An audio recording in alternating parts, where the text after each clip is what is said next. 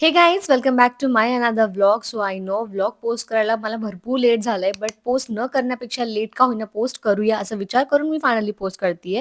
So Diwali was just around the corner and already preparation आम्ही start केलं होतं. आईने बनवलेलं फराळ येता जाता खाणं, दिवाळीमध्ये फुल एन्जॉय करणं आणि लग्नानंतर परदेशात स्वतःच सगळं बनवणं यातला डिफरन्स खूप काही शिकवून जाणार आहोत. आमचं स्वेडिश घर आम्ही इंडियासारखं थोडंसं डेकोरेट केलं, पण तरीही इंडियाची फॅमिली अँड फ्रेंडची आठवण मात्र भरपूर येत होती. पण तरीही आम्ही खूप लकी आहोत. इतक्या दूर असूनही आपली काही हक्काची माणसं इथे आहेत, ज्यांच्या बरोबर आपण सुख-दुःख शेअर करू शकतो. फेस्टिव्हल सेलिब्रेट करू शकतो.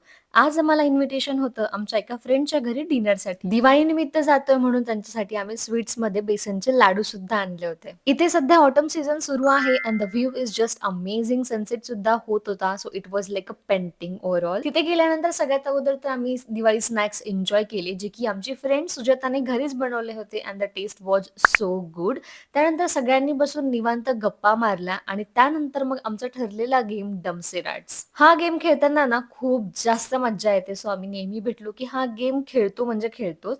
त्यानंतर वेळ होती डिनरची. तिने बनवली होती राजस्थानी स्पेशल डाळ बाटी, रायता अँड मसाला भात. आणि हे सुद्धा खूप छान आणि टेस्टी बनलं होतं. And literally my feeling was की इतक्या दूर राहून सुद्धा आपल्या हक्काची काही माणसं इथे आहेत. यामुळे परदेशात राहून सुद्धा एकटेपणाची फिलिंग येत नाही. Belated happy Diwali.